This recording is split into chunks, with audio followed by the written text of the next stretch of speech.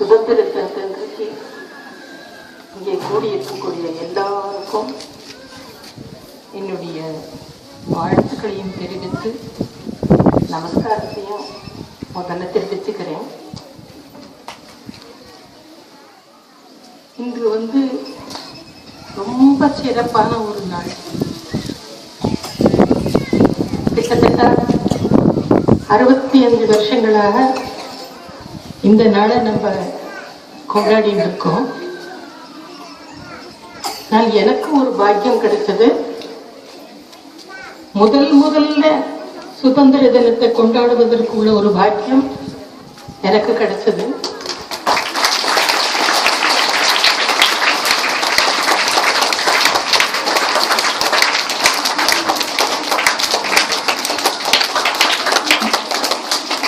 இங்கே இருக்கக்கூடியவர்கள்ல வேற யாருக்காவது அது கிடைச்சதான்னு எனக்கு தெரியாது.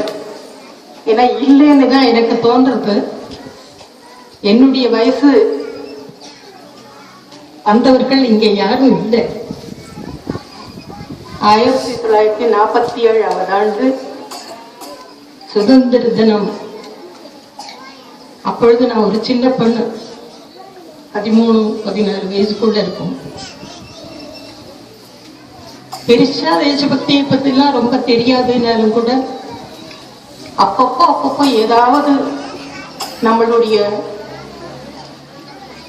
தியாகிகள் செய்த விஷயங்கள் காதல விழும்.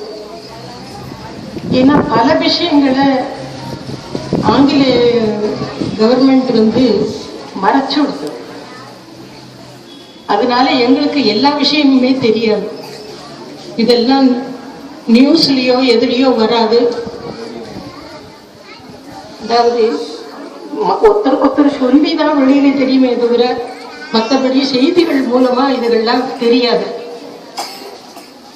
அப்படி இருந்தாலும் ஏதோ ஒரு பற்று, நம்ம நாட்டு பற்றுங்கிறது தன்னால உடம்புல பூரித்துன்னு தான் சொல்லணும். ஏன்னா நமக்கு உடம்ப கொடுத்து வளர்த்த தாய் நம்ம பெற்றவள். ஆனால் நல்ல ஒரு பண்பாடு கொடுத்து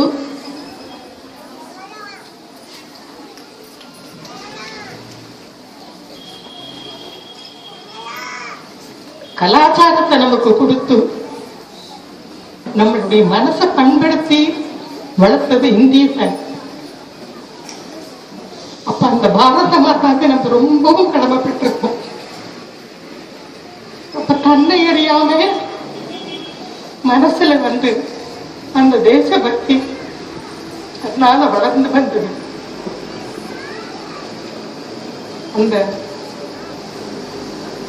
ஆங்கிலேயருடைய ஆட்சியிலிருந்து விடுபட்டு வெளியில வரும்பொழுதும் என்ன ஒரு மகிழ்ச்சி இருந்திருக்கும்னு நீங்க நினைச்சுக்கலாம். அதாவது ரொம்ப ஒன்றும் அறிவில்லாது இருந்த அந்த சமயத்திலையும் கூட இந்த தேசப்பற்றுங்கிறது அறியாம அது உள்ள ஊறி இருந்தது. காரணம், நமக்கு பண்பாடு கொடுக்கறது நம்மளுடைய தேசம்.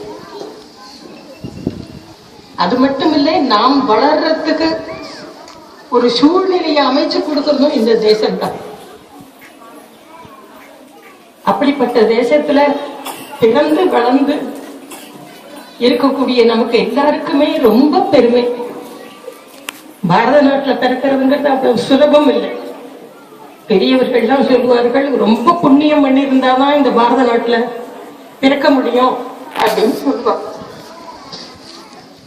அதுல எத்தனையோ மகான்கள் அவர்களுடைய என்ன எல்லாம் தியாகம் பண்ணி இருக்கிறார்கள். பணத்தையும் பேரையும் புகழையும் உயிரையும் எல்லாம் தியாகம் பண்ணி அவங்க இந்த இந்தியாவுக்கு சுதந்திரம் வாங்கி கொடுத்துருக்காங்க.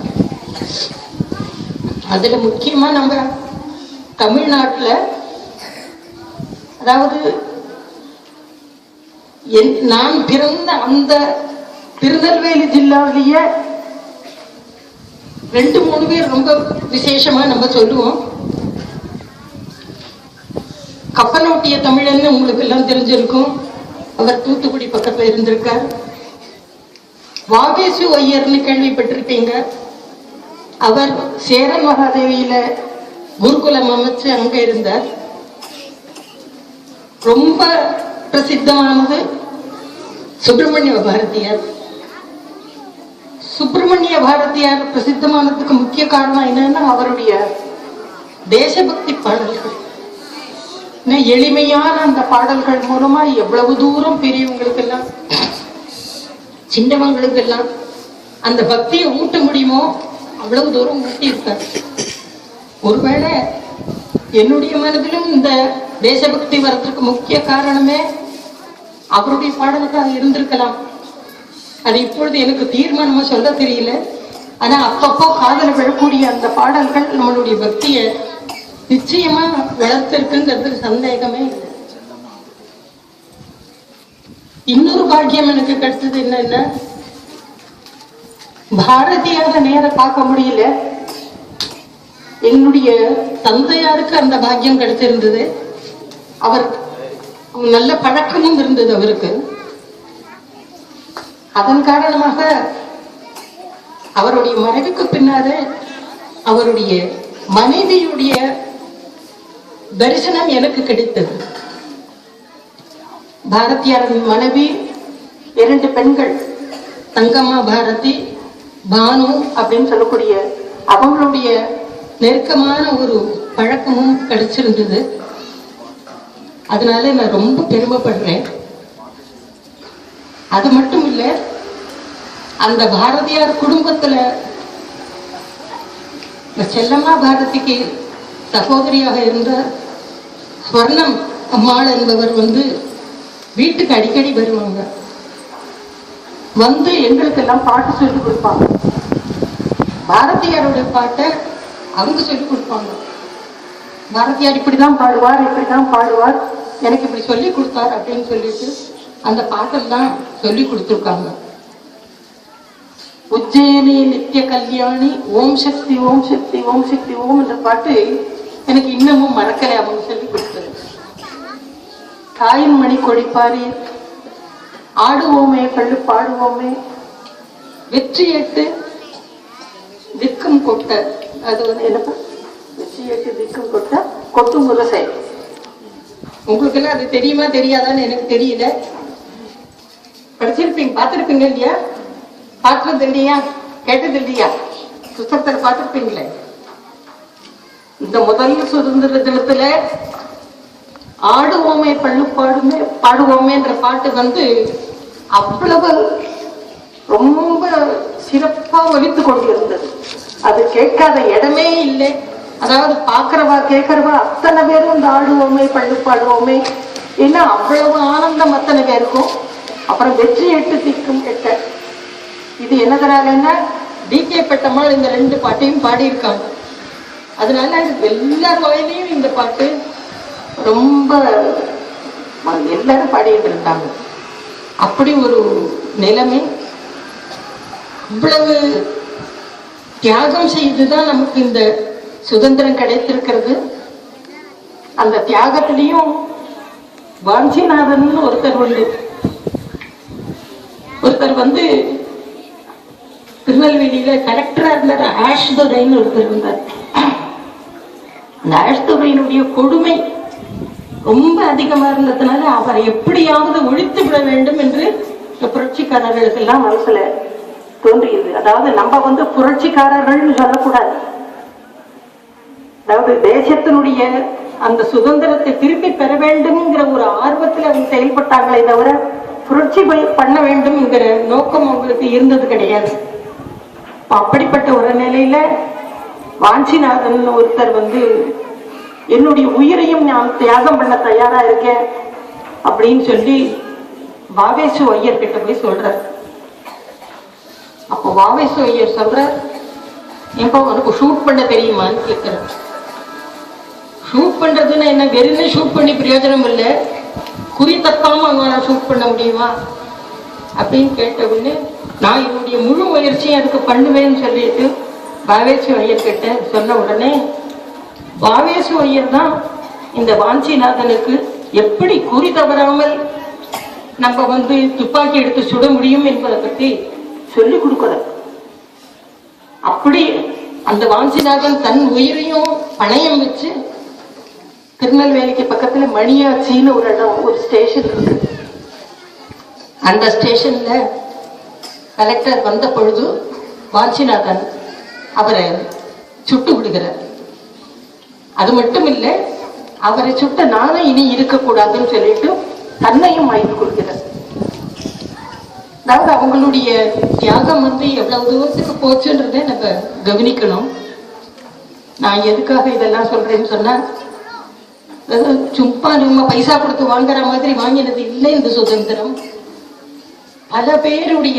பல பேர்ல சாதாரணமானவர்கள் இல்லை, அறிவிலும் பதவியிலையும் தகுதியிலையும் பிறப்பாலையும் உயர்ந்து இருந்தவர்கள், தங்களுடைய அதாவது பண்பாட்டிலையும் உயர்ந்து இருந்தவர்கள் தங்களுடையது எல்லாத்தையும் தியாகம் பண்ணி வாங்கி கொடுத்ததுதான் இந்த சுதந்திரம்.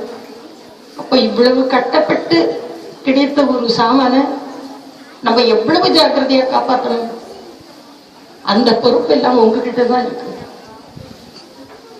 கொஞ்ச காலமா சுதந்திரம் பெற்றும் நம்மளுடைய பண்பாட்டுக்கு கொஞ்சம் ஒரு தாழ்ந்த நிலை ஏற்பட்டு இருக்கிறது. அதுக்கு முக்கிய காரணம் என்னன்னா சுயநலம். சுயநலம் வந்ததுனால என்ன ஆச்சுன்னா, அவர்களுடைய சந்தோஷத்தையும் சுகத்தையும் மட்டும் பார்த்துட்டு இருந்தாலே தவிர நாட்டினுடைய நன்மையை பற்றி சிந்தித்தவர்கள் கொஞ்சம் குறைவாக போய்விட்டார்கள். ஆரம்பத்துல இருந்த அந்த வீரத்தனமும் சூரத்தனமும் இல்லாம போனதுனால என்ன ஆச்சுன்னா கொஞ்சம் தாழ்ந்த நிலைக்கு வந்தது. ஆனா இனிமேல் அது இன்னும் நிச்சயமா மேல போய் நம்மளுடைய பண்பாடு உயருங்கிறதுக்கு ஒரு பச்சை கொடி காட்டின மாதிரி நரேந்திர மோடி வந்திருக்கார்.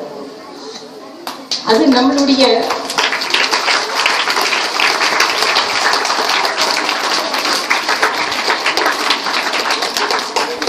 பெரிய பாக்கியம். அவருடைய அந்த பண்பாட்டுக்கு காரணமே RSS, ராஷ்டிரிய சுயம் சேவக் சங்கம் சொல்லுவாங்க. நான் சின்ன பெண்ணா இருக்கும் பொழுது திருநெல்வேலியில இந்த சுயம் சேவக சங்கம் ஆரம்பிச்சாங்க. ஆரம்பிச்சதுல இருந்து என்னுடைய சகோதரர் அந்த சங்கத்துக்கு போய் பலவிதமான பயிற்சிகளும் அதுல எடுத்துட்டு இருந்திருக்கார். அதை தவிர இந்த சங்கத்தை தொடங்கின ஸ்ரீ கோல்வால்கர், அவர் எங்களுடைய தந்தையினுடைய ஒரு நெருங்கிய நண்பராக இருந்து அவர் வீட்டுக்கும் வந்திருக்கார். அவர் வீட்டுக்கு வந்த பொழுது அவருக்கு ஒரு மாதுளம் மலர், அதாவது சாதாரண மாதுளம் மலர் இல்லை, மாதுளை மலர்லயே ஆண் மலர் பெண் மலர்னு ரெண்டு உண்டு. பெண் மலர்ன்றது சொல்றது காய் காய்க்கும், அந்த ஆண் மலர் காய் காய்ப்பார். இப்போ மனசுல அவருக்கு ஏதாவது கொடுக்கணும் அப்படின்னு ஒரு ஆர்வம், என்ன கொடுக்கறதுன்னு தெரியல. யோஜனை பண்ணி பார்த்து அன்னைக்கு பார்த்து பெரிய மாதுளம் மலர் மலர்ந்திருந்தது. அது பார்க்கறதுக்கு ரொம்ப அழகா இருக்கும். நீங்க எத்தனை பேர் பார்த்திருப்பீங்கன்னு எனக்கு தெரியாது. அடுக்கடுக்கா செக்கச்சவேர்னு ஒரு புஷ்பம் அது. அதை பறிச்சு கொண்டு போய் அவருக்கு கொடுத்து நமஸ்காரம் பண்ணினேன். அது இன்னமும் நினைச்சா எனக்கு பொருள் அடிக்கிறது. அதாவது வாழ்க்கையில சில விஷயங்கள் தான் மனசுல நிக்கிறதை தவிர எல்லா விஷயமும் நிக்கிறது இல்லை. நீங்க கேட்டீங்கன்னா என்னுடைய 80 வருஷ வாழ்க்கையில என்னென்ன நடந்ததுன்னு கேட்டீங்கன்னா என்னால சொல்ல முடியாது. இப்படி பொறுக்கி எடுத்த மாதிரி ஏதாவது 1-2 வார்த்தைகள் மட்டும்தான் சொல்ல முடிகிறது. ஆனா அதுல பெருமையா இருக்கு. அப்படிப்பட்ட ஒரு சுதந்திரம் நமக்கு கிடைச்சிருக்கு. அதை நம்ம எப்படி காப்பாற்ற போறோம்? குழந்தைகளாகிய நீங்கள் நல்ல கல்வி பெற்று அந்த கல்வியின் மூலம் உங்களுடைய தகுதியை நல்ல முறையில வளர்த்துக்கணும். தகுதியை வளர்த்துக்கிறதுன்னு சொன்னா என்ன அர்த்தம்? மல்யுத்தம் பண்றதுக்குள்ள தகுதி இல்லை. மல்யுத்தம் பண்றதுக்குன்னா நமக்கு பிசிக்கல் ஹெல்த் வேணும். அதை மட்டும் வளர்த்துக்கணும்னு சொல்லல. உடம்ப நல்லா வச்சுக்கணுங்கிறது வாஸ்தவம். அதனால அந்த உடம்புக்கே நம்மளுடைய மனசை முழுமையாக கொடுக்காம மனசை பத்தி சிந்திக்கணும். மனசை பத்தி சிந்திக்கணும்னு சொன்னாக்கா அதுக்கு நல்ல பண்பாட்டு பயிற்சி கொடுக்கணும். பண்பாட்டு பயிற்சி இல்லைன்னு வச்சா நம்மளுடைய வாழ்க்கை குட்டிச்சோறா போகும். உடம்புக்கு மட்டும் நம்ம வேணுங்கிறது கொடுத்துட்டே இருந்தோம்னா என்ன ஆகும்னா பிற்காலத்துல நம்ம ஏமாந்து போகும்.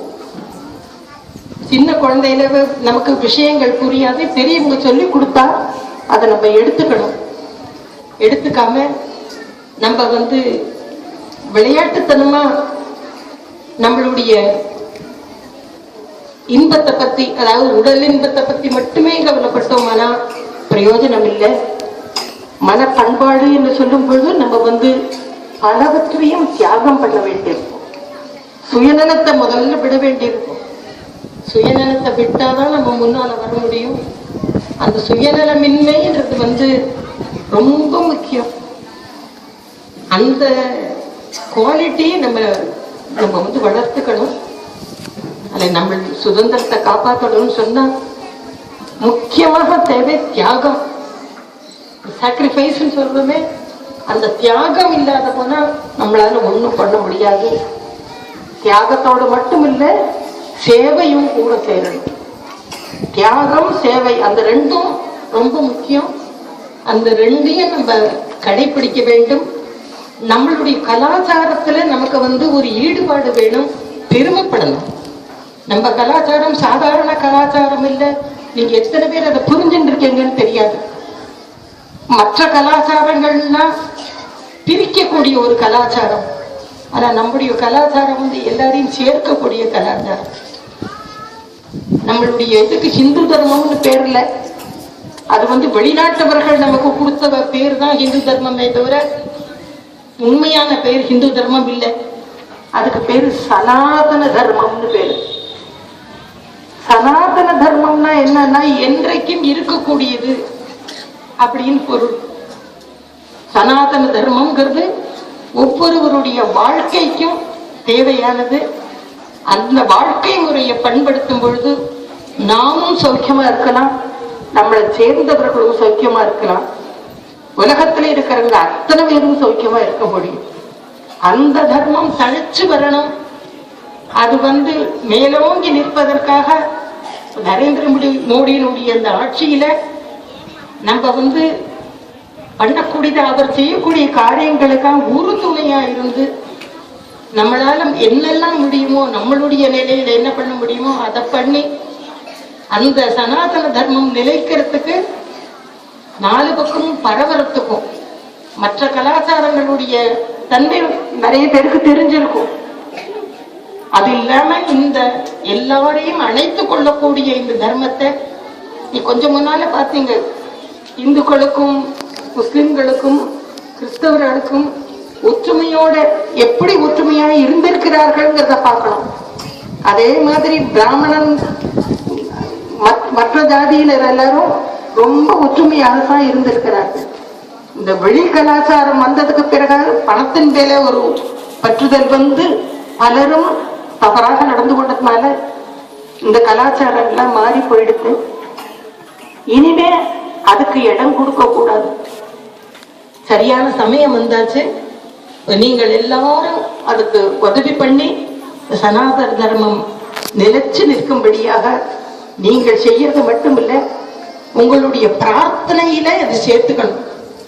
உங்களுடைய அன்றாட பிரார்த்தனையில உலகமெல்லாம் ஒன்று, நம்ம எல்லாரும் ஒன்று, அது அப்படி மனசுல நினைச்சு பகவான்கிட்ட பிரார்த்தனை பண்ணி நம்மளுக்கு சொல்லி கொடுத்துருப்பாங்க. உங்களுக்கு ஸ்லோகம், சர்வே ஜனா சுகினோ பவந்து, அதாவது உலகத்தில் இருக்கக்கூடிய அத்தனை ஜனங்களும் சுகமாக இருக்க வேண்டும்.